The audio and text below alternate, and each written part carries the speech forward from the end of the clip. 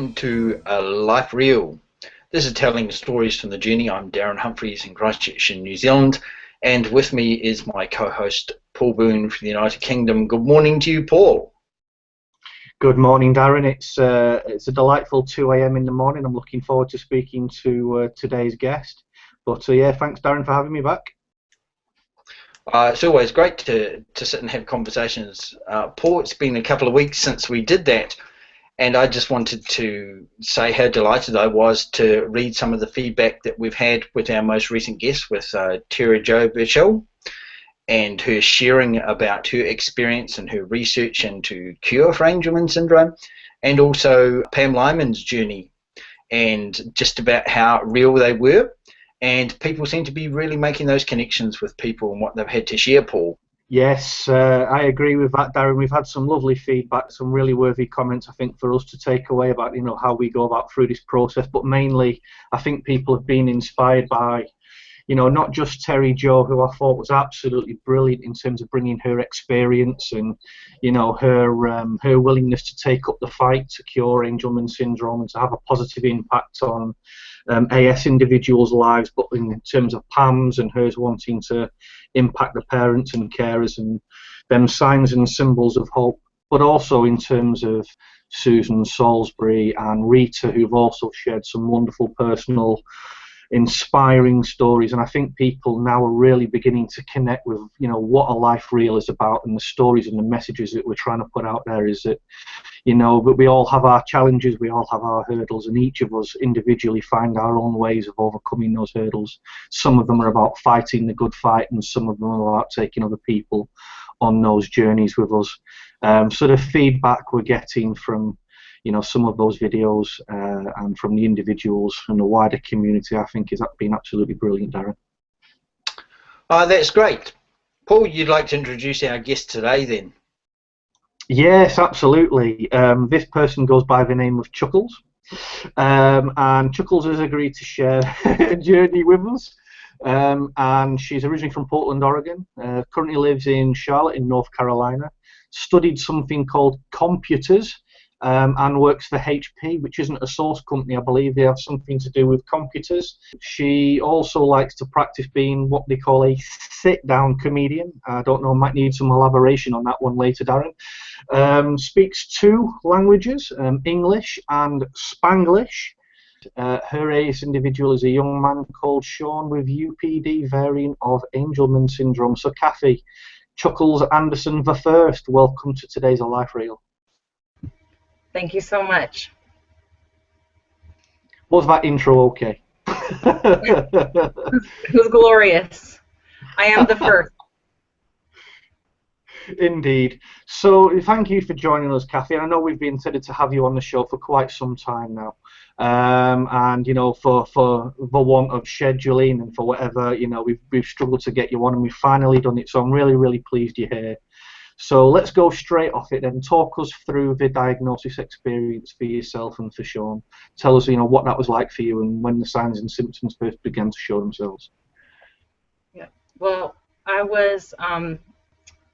had pregnancy-induced hypertension, and blood pressure medicine wasn't working.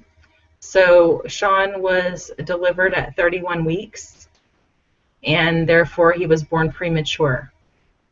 And for the first 2 years of Sean's life, we were under the impression that he would grow out and develop typically and grow out of his delays. But we were still followed with pediatric neurology and pulmonology and a few other specialists due to his prematurity and complications from that. And when he was 2.5, we had him assessed at an autism clinic because that was the fastest appointment we could get versus a developmental appointment. Those ones that are more broad have a longer wait list. So we got lucky. We lived in Montgomery, Alabama at the time, and we had gone to Birmingham, Alabama for the specialist appointment. And the woman assessing Sean was from Connecticut. And she had experience with people with Angelman syndrome. And when she finished the autism assessment with Sean, she said that he pretty much meets all the criteria for autism, but she thought that something else was going on with him. And she said that because he was happy a lot and very smiling and engaging, that was an indicator that he should be genetically tested for Angelman syndrome. So I called the geneticist and made an appointment there, and I had to wait a few months. I think there might have been a cancellation, and we got in 1 month sooner. And when we were there, the geneticist said to me, well, I don't think your son has Angelman syndrome. He doesn't appear to look as though he has it, because I've seen so many patients and he just doesn't have that look to him, is what he said to me. And he said, but we'll test him anyway. So 3 weeks later, I was at work, and thankfully it was lunch. So when my phone rang, I answered, and I was told right there that my son had Angelman syndrome and that he would probably never talk and probably never walk. And that's how I got my diagnosis.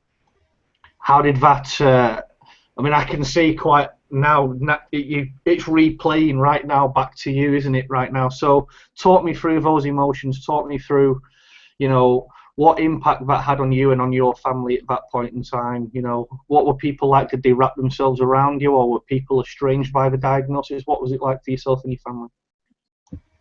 Yes, well, my family by then was already a two-person family, because my son, with his complications in prematurity, I was a real estate agent when my son was born.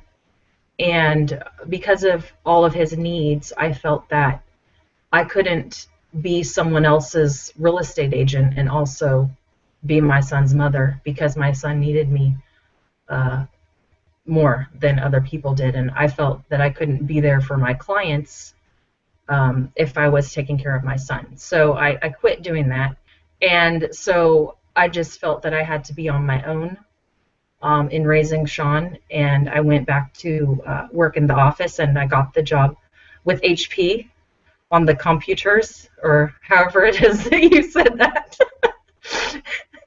and yeah, so I was already pretty much by myself. My family was still in Oregon. My mom has been deceased for 13 years now, and my son is 7. My dad had not come out to meet Sean yet. I don't think he wanted to previously, but I had told him to wait because I wasn't prepared for guests. But anyway, so it was just me and Sean and some friends. But when I got the diagnosis of Angelman syndrome, for me, and I've heard this before from other moms, it was a happy thing, even though it was extremely sorrowful with the words that were communicated and with the definition of Angelman syndrome. And if you read the DSM, I think it's called the DSM, I can't remember now, but the medical dictionary, if you read that, it doesn't give a really great picture of Angelman syndrome. So that part was sorrowful, but when you have a premature child and they don't catch up, you don't match those other families. And when you don't have a diagnosis, and I know there's many people out there who don't have diagnoses for their children, you don't have a place to belong. You don't meet with the cerebral palsy families, you don't meet with the autism families, you don't meet with the muscular dystrophy families, and so on. There's nowhere for you. There's no programs for you. There's nothing. So you're just drifting along, and your support is with your therapists and your doctors, if you can find the right ones who will do that for you. But anyway, when I got the diagnosis of Angelman syndrome, I I did Google, as many people do these days, and I found the listserv, and I found many other places online to get support, and it felt really good to belong somewhere. Thanks, Katie. I wondered, probably most of us, our first point of contact is with people who are online, whether it's either on Facebook or in those early days on the listserv. Not so sure that it's quite so popular these days with some of the other sort of interactions. What was your first point at which you met some other families with Angelman syndrome? Okay, yeah. When I met the other families, I was very lucky. And maybe luck's not the right word, but I've been independent since I was about 16. I've been very independent in my life and advocating for myself, and I found luck. I think Emily in Australia helped me out, actually. And what happened was I was on that web thing, the listserv, and Stephanie Four from Lower Alabama, from LA, was coming up through Montgomery to Birmingham for her son Brady. That same week, I think, that I got on there. So it was just really opportune, and they were willing to meet me at a restaurant in Montgomery and sit down and chat. And it was great to meet Brady and see that he was able to walk, and talk with a family who was very upbeat and had good services, and they gave me a real picture, but it was with a positive spin, and online, you do get welcomed, and it was an in-person welcome, and you really can't beat that. No, absolutely. And, just as part of our journey, Victoria did the same in terms of, when she met her first AS person. Actually, you're probably familiar with Rachel Martin, who's the chairperson for a CERT here in the UK. Well, Rachel Martin and her son James was our first. And it is that very tangible, you can see, and unfortunately probably we all do it, we're all guilty of it, which is the comparisons. You can't help but watch other people's AS children, whether they're older, whether they're younger, and start to make those comparisons, and some of it plays to hope and aspiration, in terms of, well, I hope my AS angel will be able to do that, or mine can already do that, maybe, in terms of, so absolutely, it certainly has a big impact on you, doesn't it? So you're quite into the AS community. What other groups and things do you take part in terms of the AS community, and how do they help you, and how does it help you on your journey with Angelman syndrome? Well, there are quite a few, several dozen. It's hard to keep track. Initially, of course, the Connections group was great. Amanda Williams, her son was diagnosed, I think, like a month or two after my son, and she started this manual for beginners, for AS beginners, and that was a very good group for a while as well. I joined the UPD group, which is, our Sean's type of Angelman syndrome, and that was helpful. I joined the safety group because I wanted to figure out what do I need to do to plan for the future to keep my son safe, and for now, how do I keep my son safe? What are these tricks that Angelman parents know to do to keep their kids safe? And living alone, it's really important to have those safe spaces for your child because there's no one else to take over. So that was really the thing that I really focused on. Later on, just in the last year, I want to say, the Angelman Literacy and Education group was born. And that group has been both overwhelming and both extremely supportive.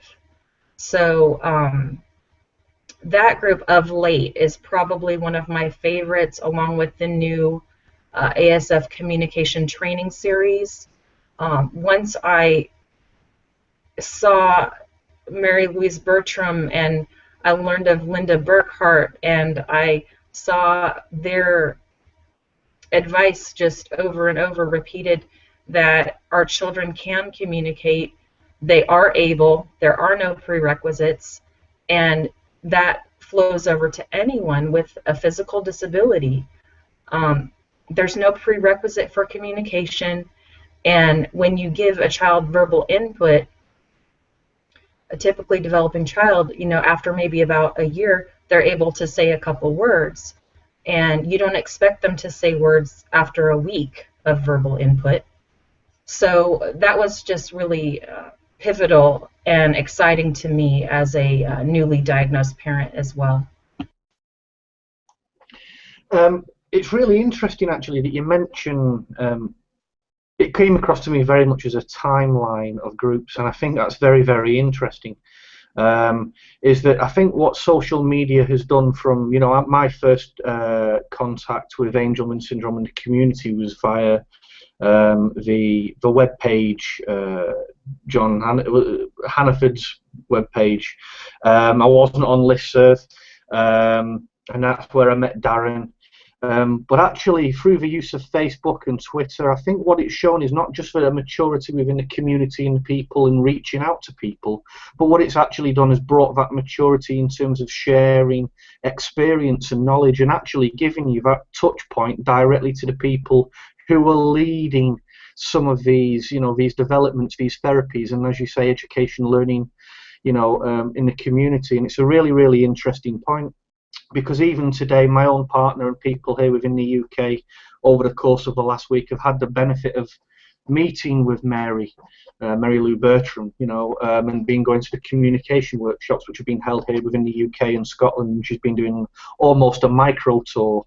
In about a week, 2 weeks' time, we have a 50th anniversary of the Harry Angelman taking place in Liverpool, which is around about 20 or 30 miles from me. But we have a wonderful lineup of guests, including Becky Badine. We have Jill Clayton-Smith here, the geneticist from the UK. But I think what this social media has done is connected all of these people, and I think it's just worthwhile just pointing. And I think your timeline just demonstrates that actually there's a maturity within the community and about how we share that information in the community as well. And we're only seem to be about 1 or 2 degrees of separation from somebody who's an expert or is a leading a subject matter expert on communication, on development, on genetics, on the psychology. It's interesting, isn't it?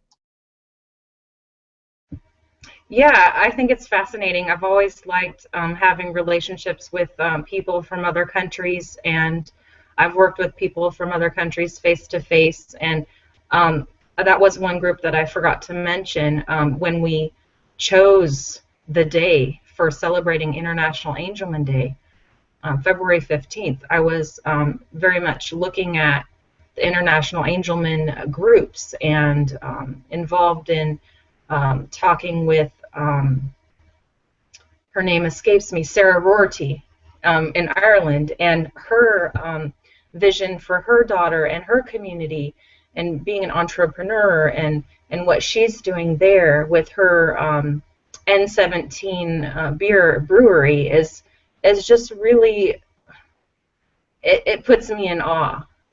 People like her and Terry Joe, they're just, their vision, they're able to execute their vision so well, and it's just really heartening to see, heartwarming.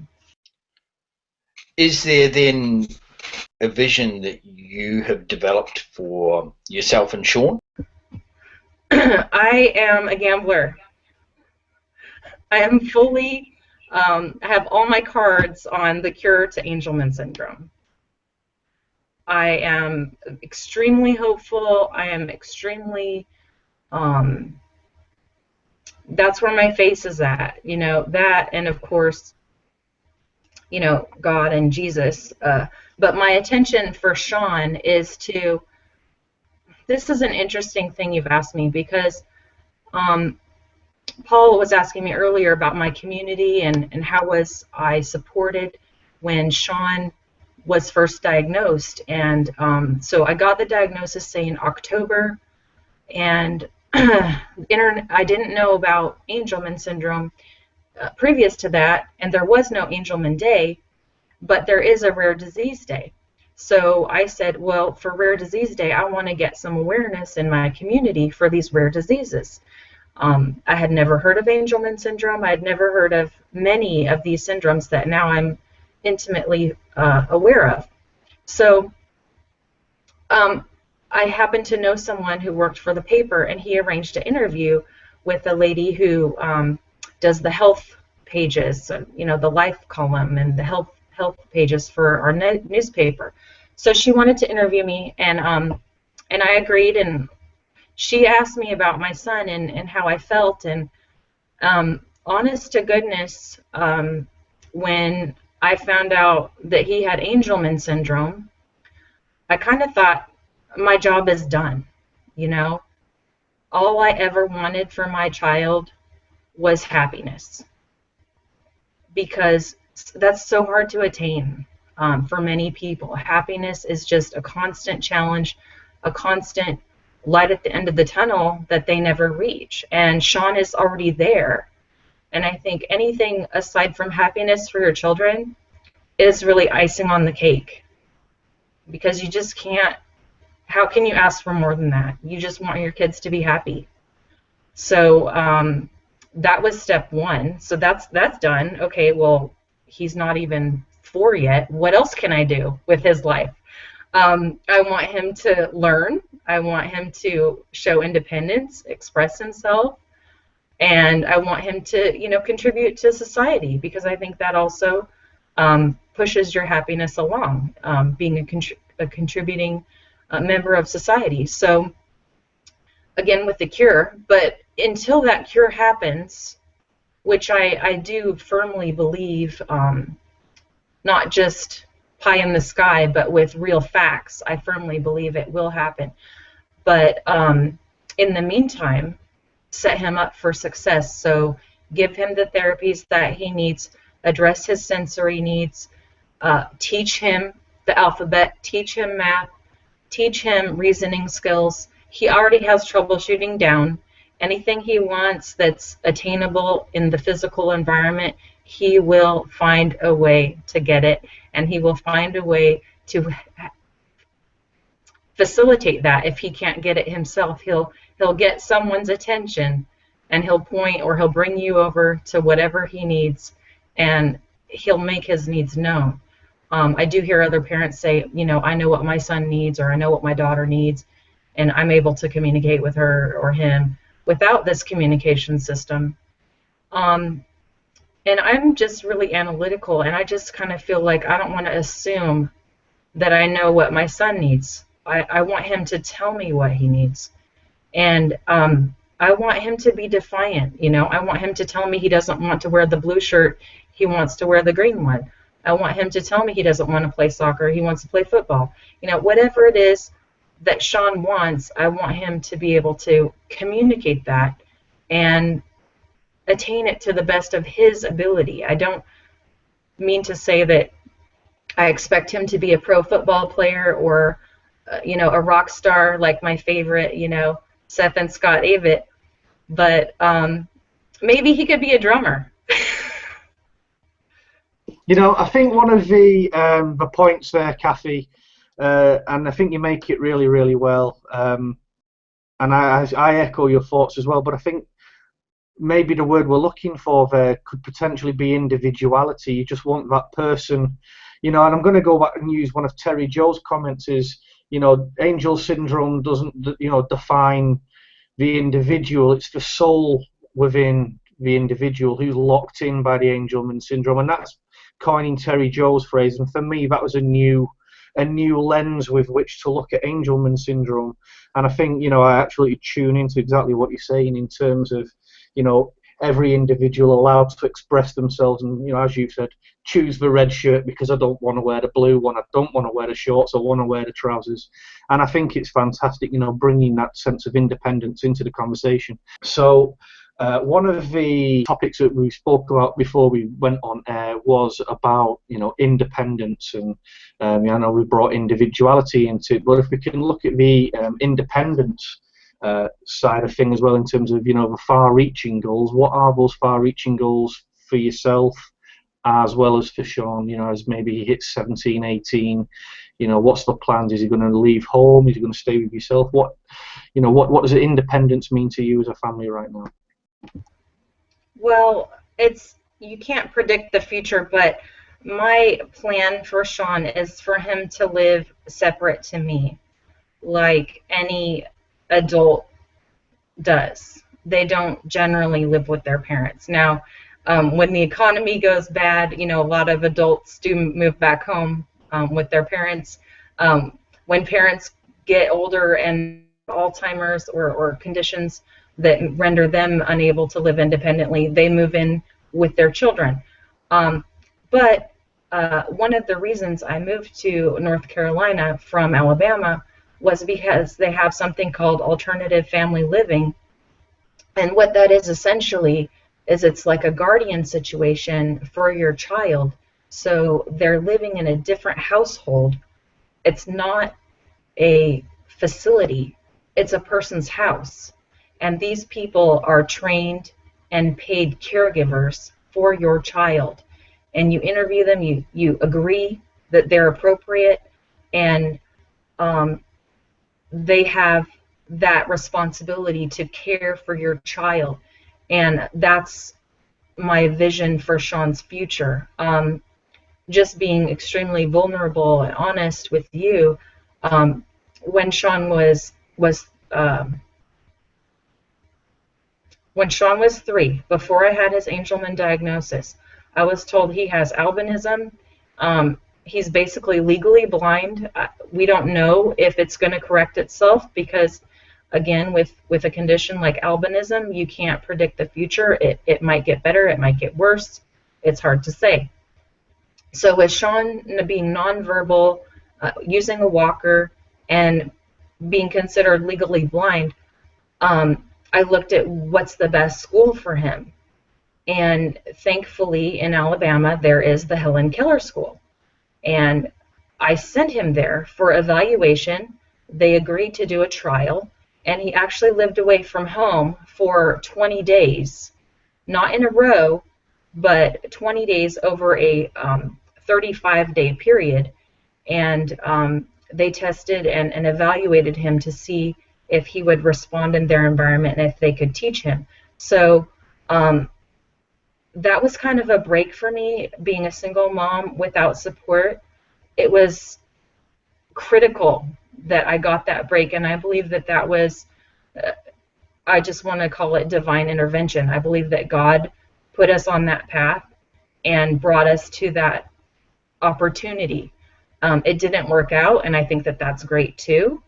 But it was really important at that time that I get some sleep because I was becoming neurotic and I was having some problems coping day to day. So it was really important for me and for Sean that we got that break. And so my vision for Sean is for him to live separate.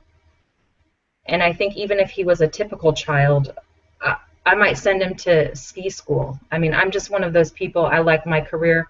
I like people who are not dependent on their parents. And that's just who I am. That's great, having those things already in your mind, and with some really exciting possibilities for Sean, both now and in the future. And I'm sure that some of those things, or just the motivation of those things that you're articulating today, rubs off on him.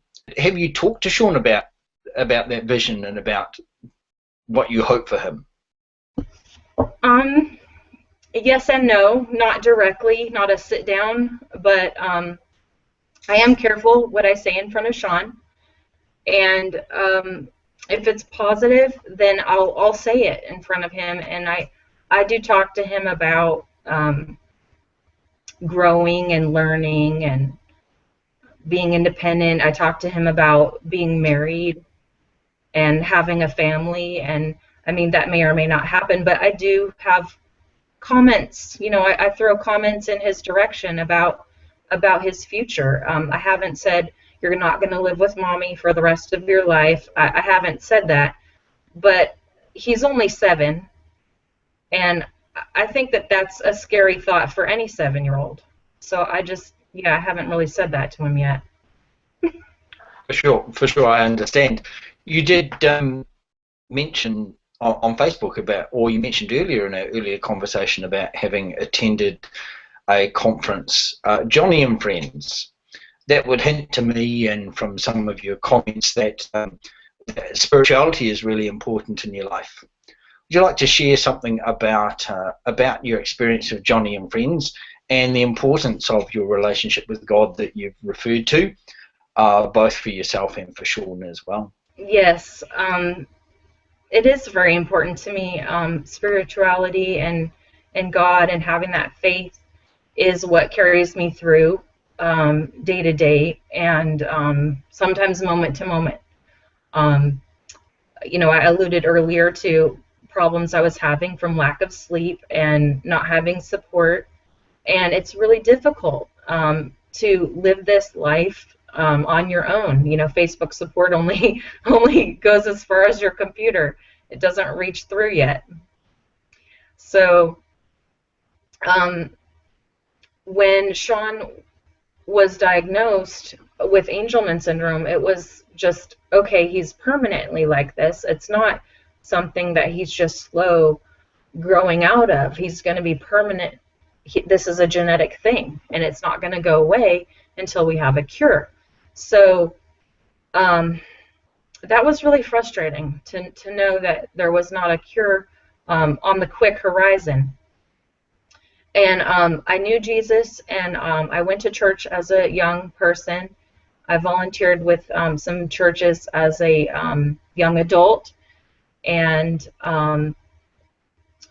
basically in February, or I want to say it was either late February or early March, that I decided to get baptized.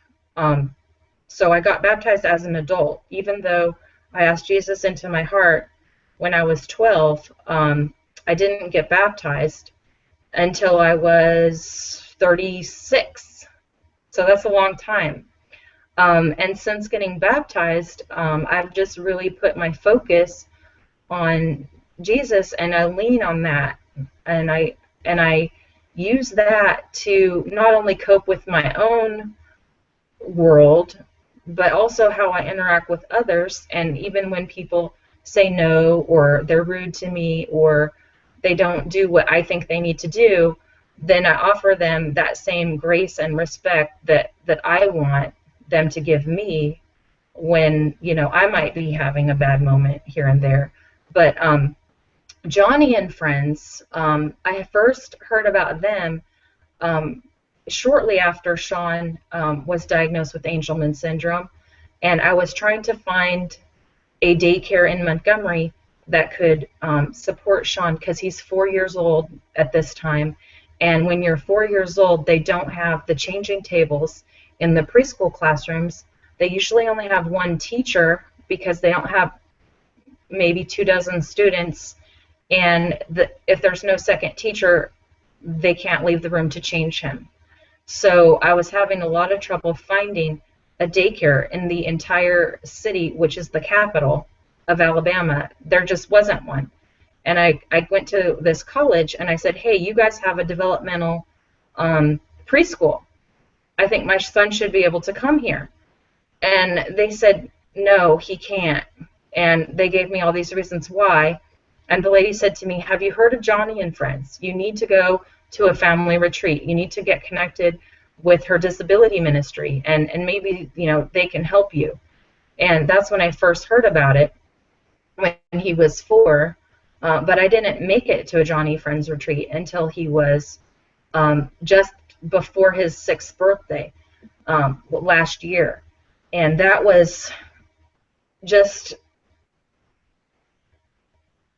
so wonderful. I just want to say, like a virtual week-long hug. It was just really great to be so supported and to be with people who have the same vision for their life. You know, they all put Jesus first and God first in their families, and that's something that's important to me too, because in my marriage with Sean's father, we didn't have God in our marriage, and he was an afterthought. You know, we thought about him sometimes, and we would pull the Bible out on occasion, you know, blow the dust off and have a few comments and discussions about him, but he wasn't at the center or forefront of our life at all. And I just find so much comfort from having Jesus in my daily life and building that relationship and growing in my spirituality. It also grows my emotional maturity. And today they're having a regional disability conference, and it was for churches mainly, because that's one of their goals, is to help churches build disability ministries so they can serve families like myself and yours. And it's just such a great thing that my church is trying to do it. And I wanted to do what I could do to learn from my end. How can I support my church, and what are the right questions to ask, and what is the right information to bring to them so they can minister not just to me, but to all the other families who can't make it to church or don't have the strong desire that I have to make it to church. Make it easier for them to say yes to getting out of bed at 8 in the morning when they've only slept 3 hours, or they just had a diaper blowout right before they're trying to leave, or the G-tube falls out and the formula goes everywhere, or just whatever problem they have. If they're not already connected to Christ, it's going to be harder for them to push past that and get the Word of God and get the encouragement and get the community and the fellowship. And just along the same lines, what I keep hearing repeated to me over and over is what a blessing our children are to the rest of the community who don't raise children with special needs or don't have special needs siblings. And I mean, Sean puts a smile on his face, and it's there. And he giggles and he smiles and he tries to get your attention, and he says, "Ah!" And he tries to say hello to strangers, and he points his finger at them to try and get them to do the what I call the ET finger, ET phone home, you know. And it's just, it's so sweet, and I think people really, it resonates in their hearts, and they're just touched by having special people in their lives. And when I say that, it's just, that's not exactly what I like to say about Sean, that he's a special person, because I believe we're all special. You know, we're all created in God's image, and we're all equal in His eyes. But he does have unique needs that the typically developing person doesn't have. And I think I'm rambling now, but anyway, that's the gist of my my relationship with God. And I want Sean to have that too. You know, I want Sean to be ministered to, and I want him to be able to go to church, and I want him to be welcomed in church, because again, God is for everyone, not just some people, not just a portion of the world, but for the whole world. And that includes people with disabilities. And so that's why I'm passionate about Johnny and Friends Ministry, because that's what she believes too, and she's pushing that message and trying to support churches in walking that out and making that happen in real life. That's really encouraging. Thanks for sharing with us about that, Kathy. Can we go back then? You were sharing about how you thought that Johnny and Friends might be able to assist you with a preschool for Sean, and then on in terms of school. How did you get on during that time in terms of transitioning Sean into education? And what's he doing now in terms of school, whether it's in an inclusive environment or one specifically for children with special needs? Well, what I ended up doing at the time was I found a daycare that would accept Sean and that was willing to find out what would work best for him. And they were able to keep him 2 days a week, while the education system kept him 3 days a week. The education system in Montgomery, Alabama is very much minimum standards. What is the minimum amount that we're required to do to support your child? Well, we're required to do X, so we're going to do X. Not X plus 1, X. So thankfully, the preschool where he had been for the previous year was able to support him those days that school was not willing. And for the aftercare, too, because school ended at 2:30 and my workday doesn't end until 5. So what I would do is I would take off work. This was my lunch hour, and I would pick him up at the school, and I would drive him to the daycare, and then I would go back to work. And then I would finish my workday, and then go to the daycare and pick him up and bring him home. And that's what I did on the 3 days that he went to school, and of course the 2 days that he didn't, he just stayed at daycare all day. When Sean was transitioning to kindergarten, I again learned what X looked like for Sean as far as the minimum standards for what the school felt they were required to do for him. And they were willing to put him in a neighborhood school in a separate classroom. And what I understood was it was going to be more restrictive than his preschool environment, which was actually inclusive. And he was in a 20 pupil classroom with 2 teachers, and he had an aide. And they said they weren't going to do that for kindergarten. They were going to put him in a class with maybe 8 students, 1 teacher, and 2 aides potentially. So he wouldn't have a one-to-one aide. And they were going to teach him, they specifically said this, the difference between an apple and an orange was more important than teaching him the alphabet and arithmetic. And they basically said they were going to teach him life skills. And for me, that was just a blinking red flag that just was waving and burning and saying, get out of here. Because he wasn't even 5 yet, and they'd already decided that his mental capacity was extremely limited. And there's so many things wrong with that. So that's when I continued my research and prayer on where should I be and where should we be going, and thinking again that they were sort of right because of the information I had on Angelman syndrome, is that it's an intellectual disability, and our children do have a difficult time with expressing themselves, with learning to talk, and with doing, like, it was almost realistic what they were saying, that he wouldn't be able to do math and he wouldn't be able to learn to read. It was almost understood if you believed the medical definition of Angelman syndrome. But if you believed what you were hearing from other parents, you knew that they were capable of so much more. And if you believed with your own eyes what you saw with your child, with my child, Sean, you know, I saw his capabilities as much greater than that. So we moved to North Carolina, to Charlotte, and they have a separate class in some of their schools. They have the same style of classroom that Montgomery was talking to me about.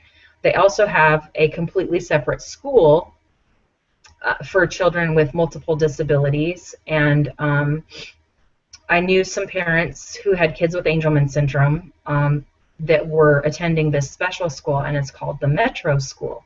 It was a newer school, and I understood that many of the teachers knew POD, which is Sean's communication system, and I felt that if Sean doesn't get support with his communication system, he's not going to advance, because until the teachers know what he knows, they're not going to be able to assess him correctly. So he needs to be able to communicate. So that was really my focus, was let's get him communicating, let's get him support with communicating. And that's the main objective with school, is to get that support. So I got him into the metro school because I thought that was going to be the best solution. After just a few days, we realized that Sean is too smart, too bright, does not belong in that environment. So it took about a week and a half, and we got him moved into a similar environment than he was in Montgomery, and that was, again, an inclusive environment. It was 50-50, 50 typically developing and 50% disabled, and he finished out his preschool here in Charlotte in that environment.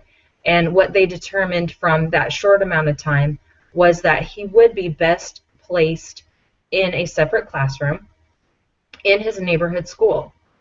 And they talked to me about the curriculum that would be taught in that separate classroom. And it wasn't, what does a fruit look like? It actually was literacy and numbers. And so I was on board with that. You know, if they're going to teach him at his level in a classroom that's not busy and has less distractions, then I was okay with that, because he needs to be taught at his level and in an environment that's conducive for his learning. And so that's where he's at now. He's in 2nd grade, and it's his 3rd year at this school. He has a new teacher who's new to the school, and she has high expectations and high standards. He sits in a regular chair. He sits on the floor. He walks in line. He's been the line leader. He's been the line ender, or the caboose. She has jobs. She has a communication folder. He gets to say how his day went. He gets to say what his favorite class was that day. And so he has input into telling his mom how his day went. And then she makes notes as well. So they use his communication system. I was a huge advocate in that area, getting them to agree that even though they support total communication in their classroom, Sean's primary mode of communication is the pod system, and it's on an iPad, and they need to support that. And so the AT specialist, who is works with many of the SLPs, or the speech language pathologists, she helped Sean's SLP learn how to use Sean's communication system, because she was very nervous about it at first. So I facilitated that by advocating for Sean, and I got that direction from Facebook, actually. So it was really great. That's really, really interesting to hear, because as part of what I'm hearing there is also part of many experiences we have as part of the community as well.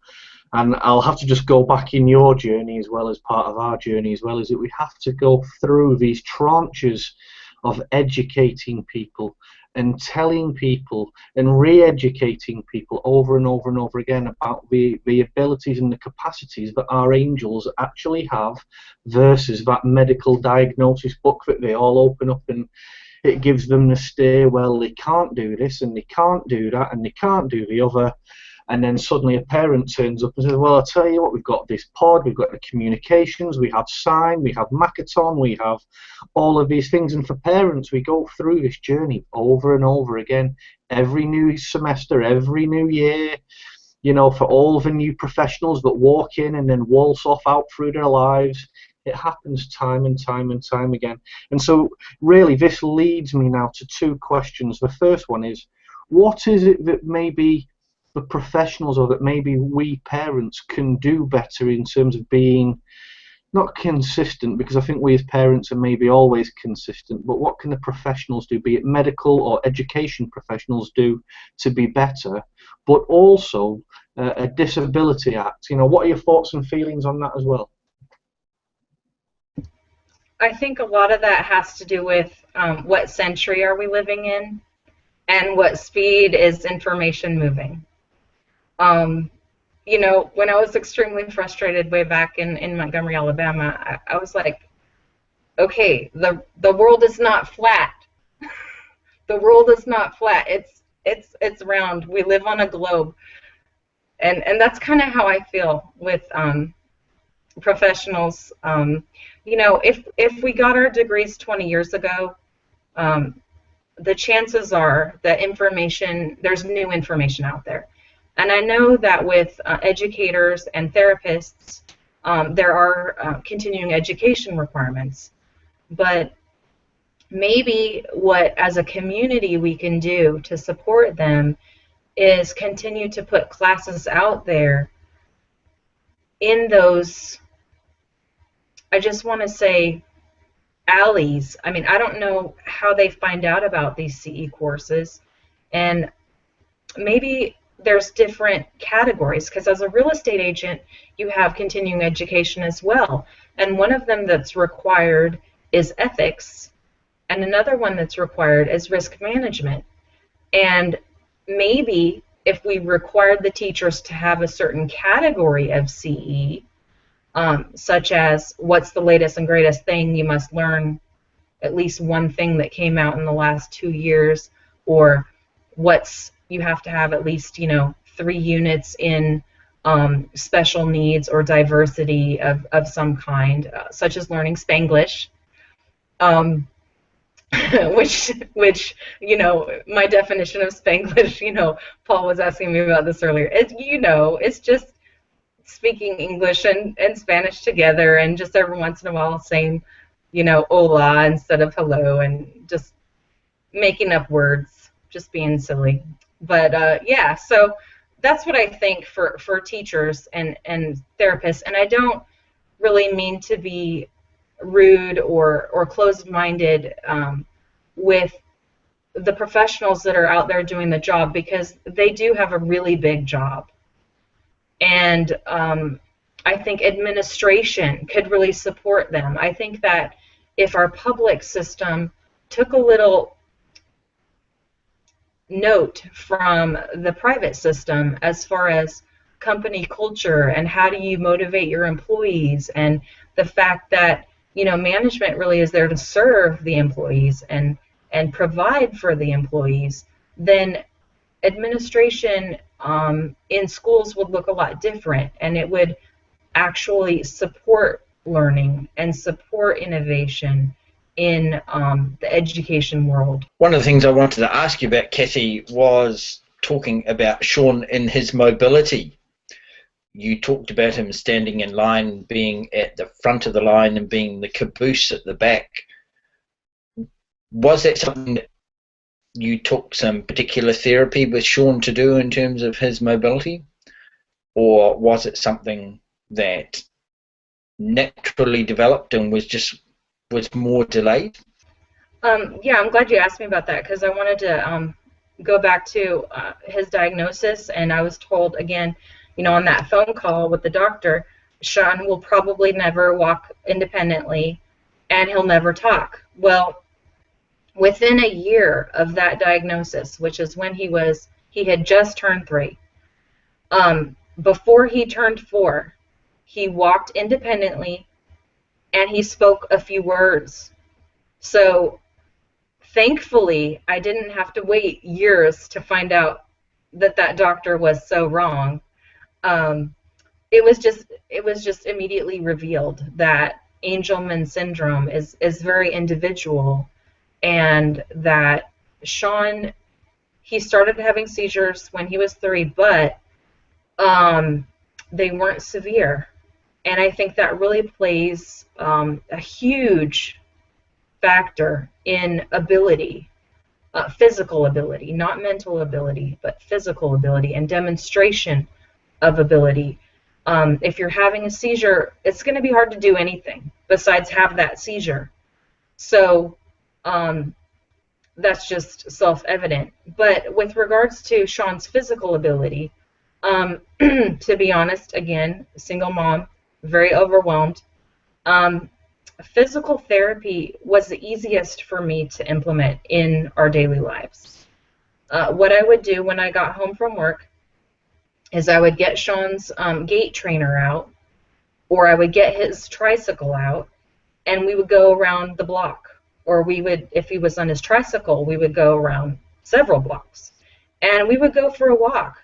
And it would help me clear my head, and it would give Sean the physical exertion necessary to help him sleep. So that was part of my survival, but also helping Sean. It wasn't just a selfish thing for me. It was supportive to Sean and his development.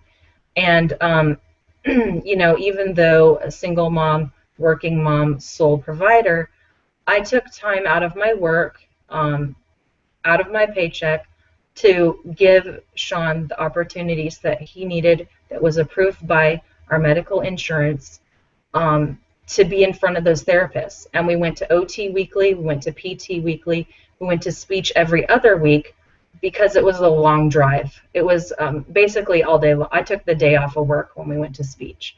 So we only did that twice a month. But that's how Sean developed, was because I supported that. But back to Paul's question about the ADA, that's something that is a sort of a frustration with regards to me and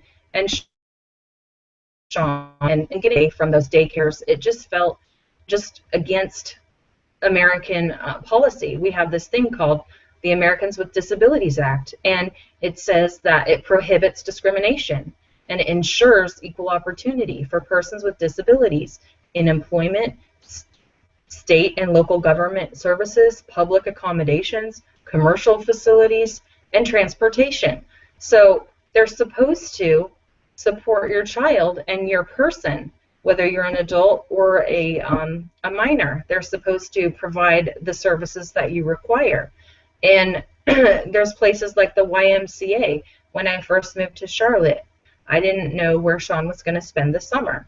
I looked at the YMCA. They don't allow your child in their programs unless they're potty trained. Well, Sean's developmentally delayed. Sean has Angelman syndrome. He has a sensory processing disorder. We weren't able to potty train him at the age of 4 and 5. So we were discriminated against, and we weren't allowed to join programs that he would have normally been able to get involved in for his age. And there's other organizations that are welcoming to Sean, such as the Boy Scouts of America. He's a Boy Scout. He earned his Cub Scout badge and his, I can't remember what the other one is right at the moment. I think it's Bobcat is the one that any scout has to get when they first join, whether they join as a first grader or a 5th grader or an 8th grader. They have to get the Bobcat badge first, and then they get their level. So Sean was a tiger, I think it's a tiger, and now he's a wolf. And the Boy Scouts integrate children with disabilities, and they make an effort, and they support you, and they don't change your child's diaper for you, but they don't turn you away and say you can't join because you're incontinent. So they're a great example of a organization that does follow the ADA. They don't turn you away if you have a disability. It's interesting that you say that, because Sebastian also, from our point of view, also attends the Boy Scouts here in the UK, and he loves going. He's been going several years. He started at what we call the Badgers here, and then he's gone up to the Cub Scouts, and he's gone to 2 different sets as well, and they've both integrated him into their group, you know, amazingly. We don't ask them to do anything really specific and out of the ordinary for him. What we hope to do is actually that he integrates himself into their activities and he takes part in what they're doing, rather than adapting and changing everything around for him, you know, making special dispensations for him. We don't want that at all. So Victoria and myself, you know, we take it in turns to take him down, and, you know, we do the lumping him around when they're doing musical chairs, or dragging him across the floor when they're playing football, you know. But we'd like to put the effort in with Sebastian, and we let the Boy Scouts and the Cub Scouts do their usual activities. And it's great for the integration piece for Sebastian, because he gets that motivation of seeing his peers doing the activities which really he should be doing, and it gives him that drive. So I absolutely support that in terms of the integration and the education, the development of disability and community and all of that. I just want to ask, and I know, Darren, you've got a question that you want to ask as well. I know you just came off mute and went back on mute again, so I'll come back to you in a second.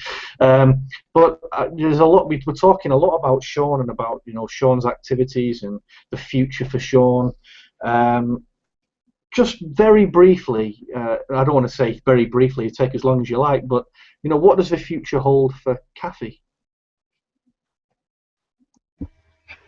That's a good question, and I just really see myself spreading the love and passing the baton. And actually, what I mean by that is accepting the baton.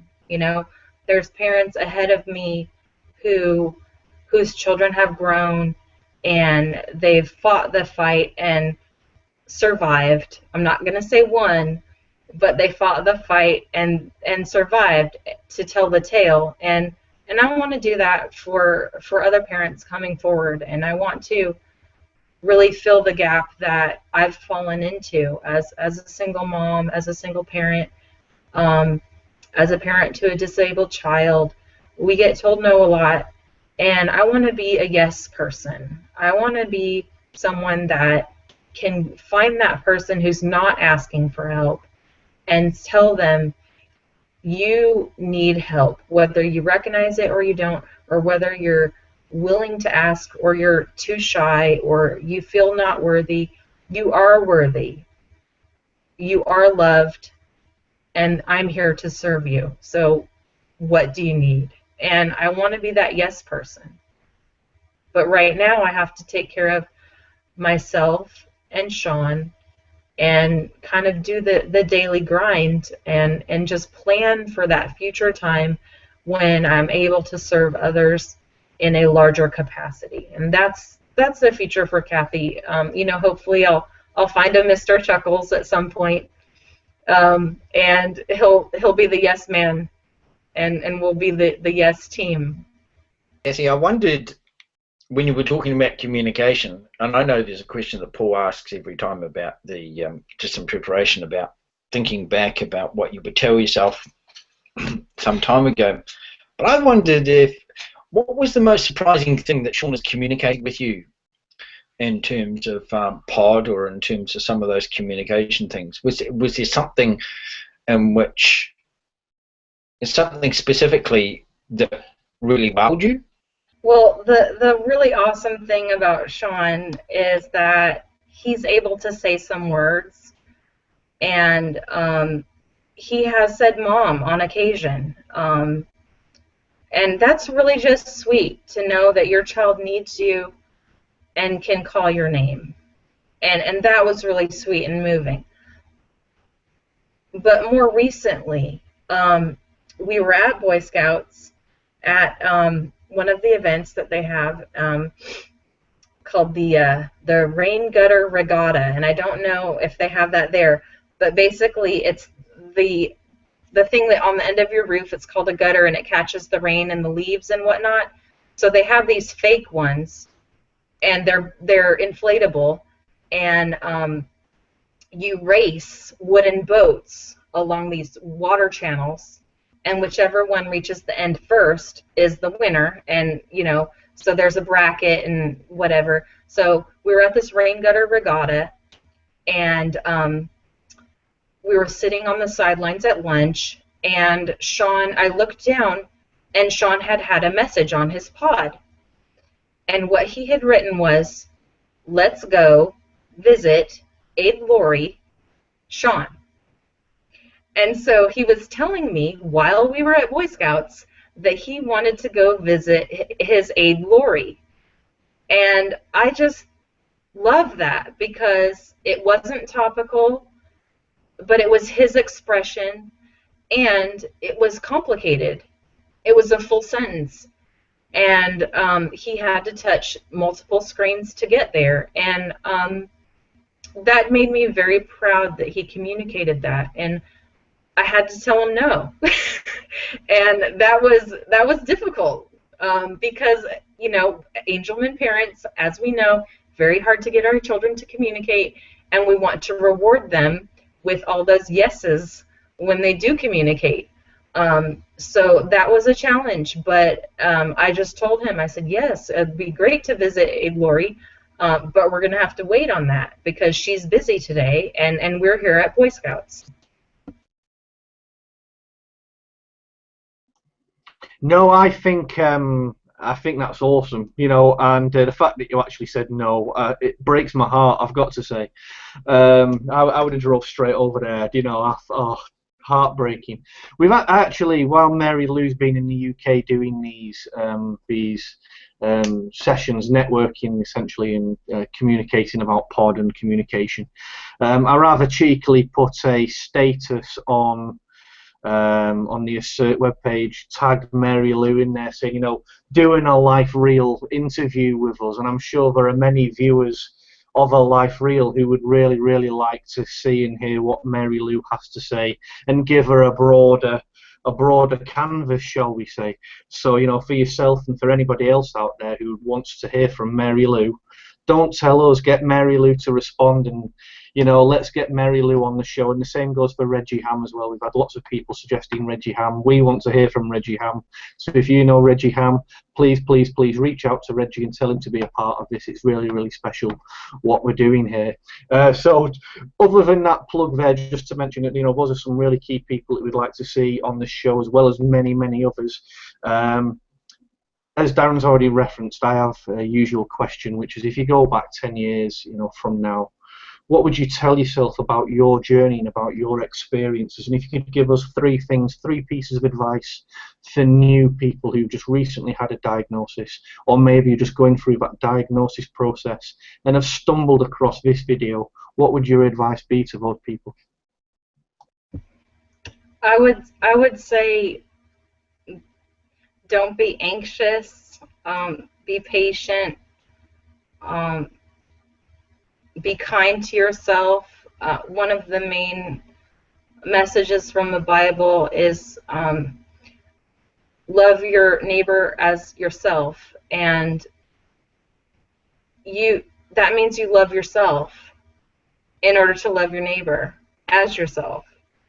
And I think a lot of people miss that step of what it really means to love yourself. And today in the retreat, I learned that Jesus asked for help. He did. He asked for people to stay with him. He asked for people to go and do things. He asked for people to support his mission. And in his most vulnerable time, he knew that he was going to be betrayed, but yet he still asked for someone to keep watch with him, even knowing that they weren't going to be able to fulfill it. And even knowing that he was going to be betrayed, he still befriended and loved his friends. And I think that if I could go back to when Sean was diagnosed, I would just tell myself, be kind to your friends, even when they let you down and they say no. Have some grace, because they have needs too, and it's not all about you. It's not all about you. As much help as you need, you do need help, and it's true, but nobody wants to help the desperate swimmer because they're going to drown too. So you have to realize that you need help, but try not to be so anxious and frantic about it. And that might be really difficult to live out, but that's the advice. So share the message that that you're watching today, and if you've got something you want to share on the journey, just as we conclude today, Paul, any final thoughts? No, not really, to be quite honest with you, Darren. You know, I've really enjoyed having this interview with yourself, Kathy. I think it's been fantastic. It really gives us an insight into yourself, into your journey, and about, you know, how your faith and your spirituality play a guiding light and a guiding hand, specifically in your journey. And, you know, being, you know, a single mom as well, you know, that's, you know, I tip my hat to you and thank you for joining us. I know it's not been easy joining us tonight, and we've tried several times previously as well. It really has been an honour, and thank you for sharing the journey. As to the guests and you know, the people that we've got coming up, Darren, we have Rich Williams from Assert coming up. He'll be coming up in just after the Harry Angelman conference, which takes place in around about 12 days time, which is over in Liverpool. We have Liz Sordia, who's going to be having an interview with us for Berkeley's as well. We have many, many great guests lined up. And what I'm hoping to do, Darren, as well, is while I'm at the conference here in Liverpool, we'll have Becky Badine in the area. As I say, we've got other other professionals in the area, just to catch maybe 1 or 2 minute interviews with them. You know, maybe if they're finishing their own bits and bats. So that's what's coming up from ALifeReal. And Kathy, thank you very, very much for taking part. Anything you'd like to add at all, Kathy, before we wind this up? Yeah, just one final thing. Since you are doing the Harry Angelman conference, bring some lemons, cut them up, and take your photo eating a lemon, and just do the hashtag lemonade with a capital AID, and that'll support Naama Uzan, who lives in Canada, and she's a 6-year-old sibling to a child with Angelman syndrome, and she's just done really super awesome with her. Darren's telling me he wants to hear my comedy routine. So anyway, there's this young girl in Canada who is making money selling lemonade and cookies and baked goods, and it's all for the cure to Angelman, which of course we all support. And I think that would be really great to have a UK presence and a group presence, and maybe you can you know, set up a sit-down comedian booth and have a flat Kathy. You've heard of a flat Stanley, so make yourself a flat Chuckles and put me in there too. Sit-down comedy is something that I take very seriously, and I'm not so sure that I can do it, you know, on the spot at this moment in time. Next time I'll have to prepare something for you, but basically, you know, it's just me being real and goofy as usual and overanalyzing things. And that's what my sit-down comedy is all about, and you know why I call it sit-down comedy, and that could be a little intro to my marketing of my future act as the Yes Woman of America would be, I'm not going to wait for you to laugh. I'm not going to stand there for an hour until you laugh at something that I say. I'm going to sit in a chair, because I'm lazy, and that's what being a sit-down comedian is. So Sean, you know, is spontaneous, and he is really great at improv, and it's hard for me to come up with maybe the funniest thing that he's done, but one of the things that makes him really laugh the most is he has this remote control car that he got for his birthday, and I would never have bought that for him, but he loves it because it tumbles into things, and it makes him giggle big time. Now, I don't find this funny, but I bet you guys would. So I used occasionally, when I used to date, I would take Sean because he's in my life and I didn't have a babysitter. And I used to think to myself, okay, I wear these V-necks all the time, and where does Sean put his hand? In my shirt, okay? So whoever I go out with, they're just always very lucky if Sean's with us because they might get a peek. So there's my sit-down comedy and the funniest story that I have regarding Sean. Thanks, Kathy, and thanks, Paul. It's been great sharing and talking with you today. And we look forward to, should we say, Kathy for president, the yes woman? No, I'm not sure. I think your life might be a little bit too busy to throw your hat in the ring at this point in time. But thanks for taking your time to come and share with us today. Thanks again, Paul. You've been watching ALifeReal stories from the journey. And until we chat again, take care. Thank you.